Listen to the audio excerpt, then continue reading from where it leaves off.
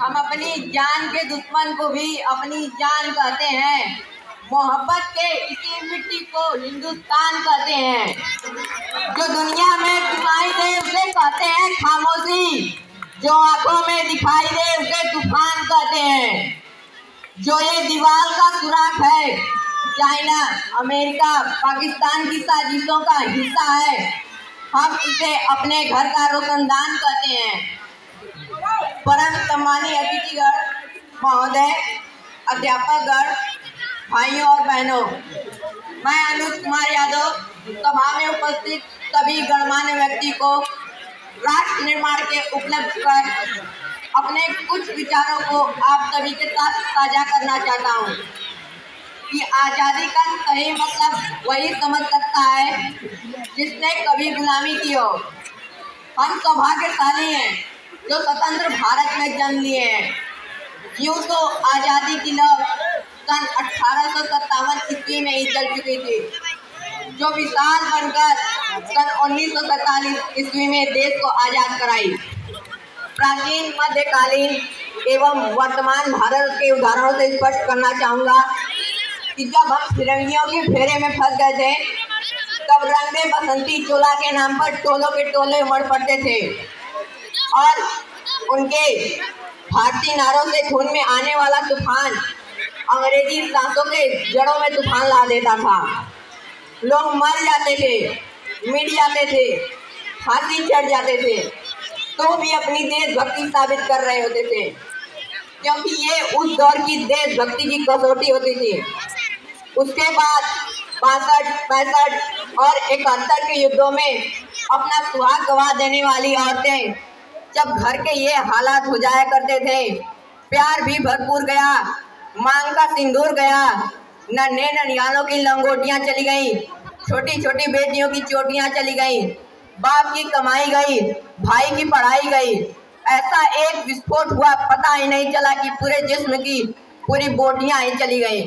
और आपके लिए तो एक आदमी मरा है साहब, किंतु मेरे घर की रोटियां चली गई वाले हालात पैदा हो जाने के बावजूद एक माँ अपने बेटे को सरहद पर दुश्मनों की धज्जियां उड़ाने के लिए भेज देती थी और पत्र लिखकर भेजा करती थी कि पुत्र मेरे, ना घबरा जाना, 1 इंच भी पीछे ना हटना, चाहे इंच इंच कट जाना। इस तरह पूरा परिवार देशभक्ति साबित कर रहा होता था।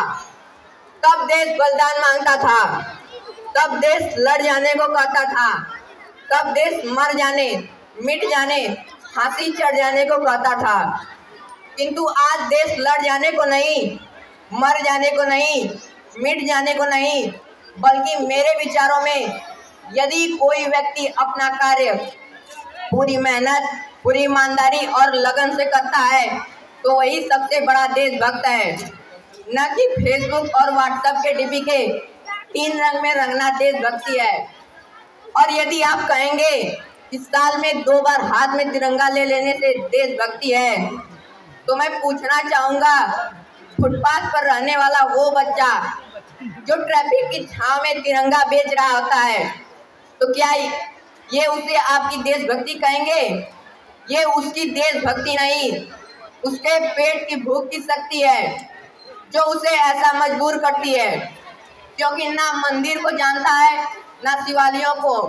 जो पेट के भूखे होते हैं वो सिर्फ भोजन के निवालों को जानते हैं।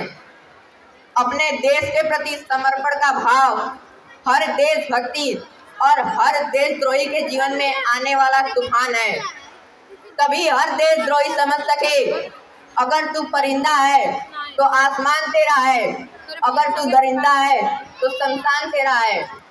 अगर भाईचारे से रहना है तो रह इस जमीन पर, नहीं तो ये कब्र भी तेरा और ये कब्रिस्तान भी तेरा है। एक देशद्रोही से ज्यादा देशभक्ति से तब आहत होती है जब बेटा अपने बूढ़े माँ बाप को वृद्धाश्रम की चौखट पर छोड़ आता है। करा उठती है वो देशभक्ति जब मुसीबत में पड़े लोगों की जान बचाने से ज्यादा हम सेल्फी लेकर अपने लाइक बढ़ाने में रखते हैं। आज के इस दौर में वो युवा जिनके ऊपर जिम्मेदारी है अपने समाज, अपने राष्ट्र के आशाओं को बांधे रखने की कई युवा अब 4x4 इंच अपने कोमल अंगुलियों के मात्र घर्षण से ही अपनी भावनाओं की इमोजी भेज रहा है। 4 बोतल ओट का काम मेरा रोज का, उसने भारत का भविष्य तबाह कर रखा है। हम ना एक ऐसे समाज में जीते हैं जहां से बात करते देख भाई हड़काते हैं और वही भाई अपने गर्लफ्रेंड के किस्से घर में हंस कर सुनाते हैं। हम ना एक ऐसे समाज में जीते हैं जहां पत्थर के मूर्त को 56 भोग लगते हैं, लेकिन फुटपाथ पर सो जाते हैं भूखे प्यासे लोग। मजदूर को मजबूर समझिए, मजबूर नहीं। गरीब को कान दीजिए, दान नहीं। अगर दान देने के इच्छुक हैं तो जीते जी रक्त दान दीजिए और मरने के बाद अंग दान दीजिए।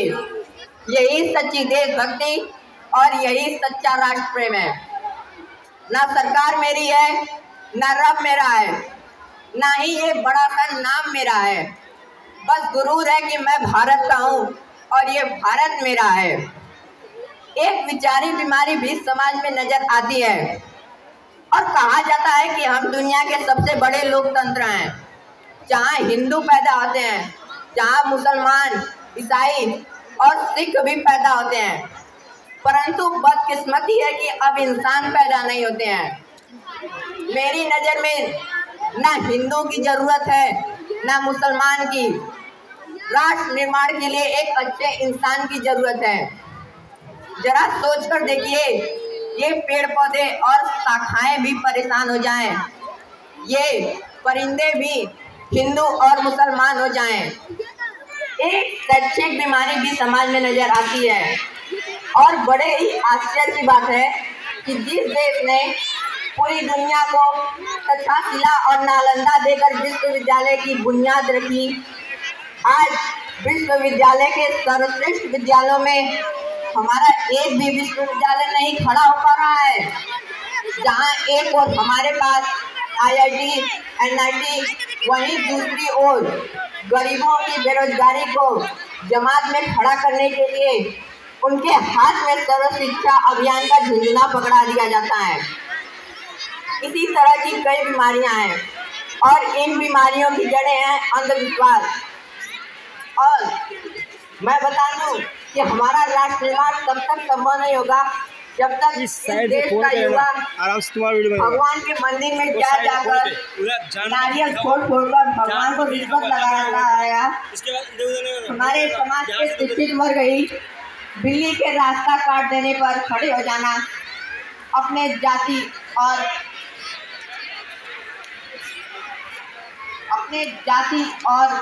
धर्म की अवहेलना करता रहेगा, तब तक ना ही हमारा राष्ट्र निर्माण संभव होगा और ना ही इस देश से अंधविश्वास मिटेगा। हमारी सांस्कृतिक एवं शिक्षा को दुनिया ने शीश नवाया है, क्योंकि हमने आस्था के नाम पर अंधविश्वास फैलाया है। हमारा राष्ट्र निर्माण तब तक संभव नहीं होगा जब तक इस देश में महिलाओं की पूजा नहीं बल्कि इज्जत होगी।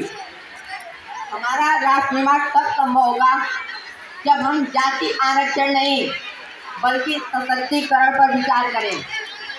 हमारा राष्ट्र निर्माण तब संभव होगा जब सड़क पर चलने वाला नागरिक स्वच्छता अभियान में हाथ बटाएगा, स्वच्छ भारत और सुंदर भारत को दिल से अपनाएगा। असल मायने में हमारा राष्ट्र निर्माण तब तक संभव नहीं होगा जब तक एक गरीब बच्चा मध्याह्न भोजन के लिए नहीं बल्कि ज्ञान अर्जन के लिए सरकारी स्कूल की चौखट पर कदम रखेगा। असल मायने में हमारा राष्ट्र निर्माण तब तक संभव नहीं होगा जब तक एक नागरिक नैतिक रूप से सटीक नहीं, चारित्रिक रूप से भ्रष्ट, मानसिक रूप से दिवालिया, धार्मिक रूप से अंधा, राजनीतिक रूप से गंदा, स्वैच्छिक मान मूल्यों के आंकड़ों में छिन्न भिन्न चैतन्यमयी अखंड भारत को खंड खंड करता रहेगा, तब तक हमारा राष्ट्र निर्माण संभव नहीं होगा। बड़ी बड़ी बातें नहीं, छोटी छोटी कोशिशें करनी होंगी, क्योंकि ठोकर पहाड़ों से नहीं पत्थरों से लगा करते हैं। जय हिंद, जय भारत।